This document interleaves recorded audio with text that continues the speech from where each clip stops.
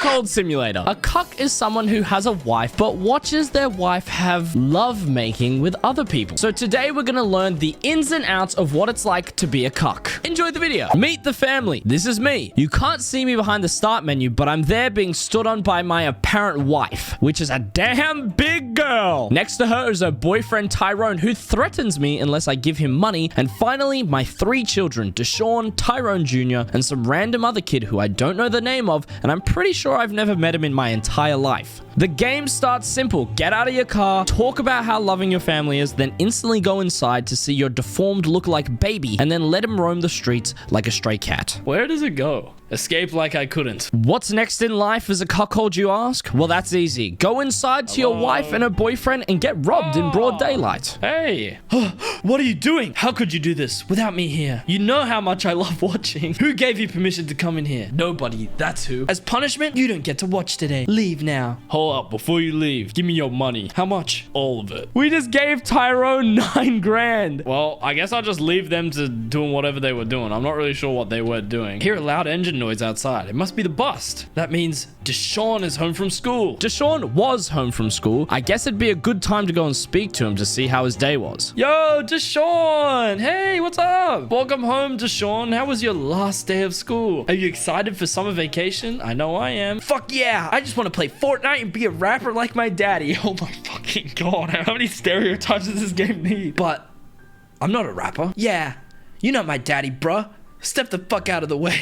Even my kids bully me, except for little Tyrone Jr., who I should really create a police report for, considering I can't fucking find him. Oh god.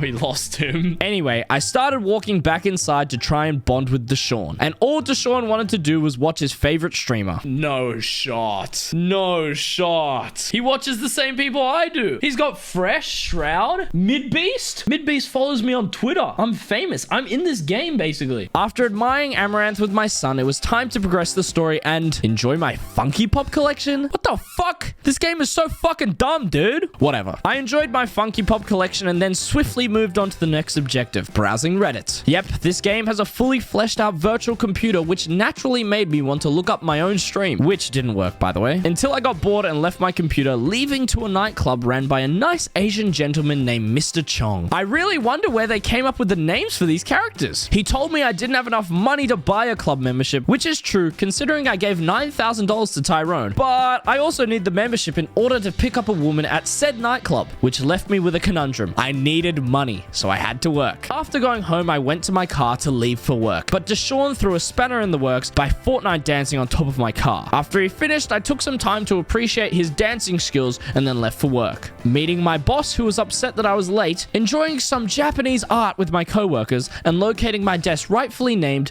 the Cucks Corner. After finishing work, I left to go home earning a measly $95 for the day when a different problem arose. My Funky Pops are what? Deshaun, where are my Funky Pops? I need you to be chill, bruh. It was just a TikTok challenge. Yep, that's right. Deshaun has taken my Funky Pops for a TikTok challenge, so I set out to collect at least a few of them before I continued on with the story. I found one in the garage, explored the outside of the map for a bit, found Tyrone Jr., who for some reason was in my neighbor's gardens, and found my second Funky Pop on top of their houses. That was enough Funky Pop collecting for now, though. I went back to work for the second day, got another $95, and set out for the nightclub to obtain my membership card. I approached this hulking gorilla of a bouncer, bought my membership from him for $150, and entered the members area. This place was really cool. It had anything you could ever want in a nightclub. A dance floor, big speakers, good atmosphere, me lookalike mannequins, and most importantly, one single female in a dimly lit corner who resembled an anime girl that wasn't interested in me unless I had both drugs and money. You know, just like my normal love life. Anyway, that gave me lots of things to do. First, get drugs. Second, get money. Simple. So I started looking around for some information on drugs and where to find them when I came across another interestingly named Asian bartender who told me I can find drugs in Chinatown from this bloke who's his cousin who runs a store. Easy enough. I stopped to quickly do my daily rituals such as collecting my Funky Pops, watching my wife and her boyfriend through the window, and locating Tyrone Jr. Then it was off for work for the day to chip away at the $1,000 I needed to impress my anime future wife. $95 and 8 hours later, and I set off to Chinatown to meet some more curious mysteriously named characters who referred to me as Lao Wai, which means foreigner in Chinese, and see what they were all about. Let's start with this lady. She's here to exchange my American dollars to Chinese yuan and basically be my personal tour guide. Then there's the pizza shop. You can't go in there. The adult store. You can't go in there. There's the game store, and you can go in there. They sell games such as Anime Girl Genocide and Cuck Souls. There's also this lovely looking lady in an alleyway who can sell me drugs such as weed or acid, but I didn't have money for it at the time. And finally, Christopher. Apparently his girlfriend's getting banged by Brazilian men, so I decided to tell him that a man is also 9 inches deep in my wife. For some reason, he found comfort in that and decided to turn me into his personal therapist for $60 a session if I just meet him in his local bar and talk to him about it. Easy money for me, baby. I set off instantly to meet Christopher at the bar to earn my keep. We ordered 2 soy beverages, obviously. I'll cut this bit short, but basically I converted this man into a cuckold for $60. That is the Sigma Quintillionaire Cuck grind set, baby. It's time. I have 2 goals and now I know where everything is. All that's left was to quickly get my $1,000 and seduce my anime honey. Or at least, that's what I thought. I was rudely awakened at 2 a.m. by the police who had to say this.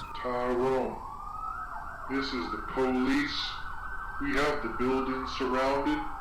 Come out with your hands up. Yep, that's right. They were looking for my wife's boyfriend, Tyrone. I walked outside to confront the police officers who asked where Tyrone is. So I lied to them and told them I didn't know where Tyrone was, but they saw through my facade and demanded I get Tyrone. I walked upstairs into the bedroom and Tyrone was convinced he was going to kill all these police officers and walk away. All I had to do was find his blicky, but I couldn't find it. They cuffed Tyrone and took him away. I couldn't sleep that night. The images of my wife's boyfriend getting arrested was stuck in my head. Nah, I'm just kidding. I spent the next 30 minutes grinding money so I could get my anime waifu. Wake up, go to work, get $95 and go back to sleep. Some days I'd even check to see if Tyrone Jr. was around, but besides that, it was the same thing over and over again. Until it finally stopped. I reached my goal, bought some acid, and then went to the nightclub to collect my girl. Well, at least that was the plan until this little stupid message popped up on my screen. Yep, the game's just not done yet. They pulled a fast one on me. The ultimate cucking came from Cuckold Simulator itself. And as you can see, I was pretty upset. But then I had a revelation. If the game isn't complete, what about the games inside the game? I swiftly went back to the video game store, bought a Nintendo Snitch, and then also bought a copy of both Anime Girl Genocide and Cuck Souls. Honestly, I've never played Dark Souls before, so I thought I might as well give this one a go first. And it was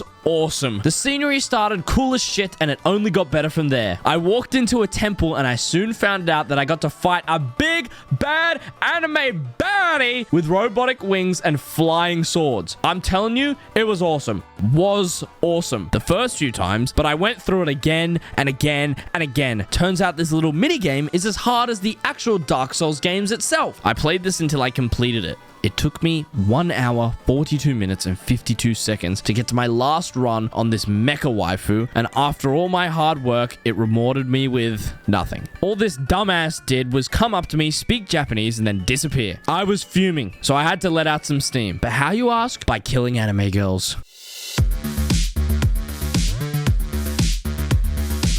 Who's your favorite BTS member? I love Jungkook now, Taeyeon.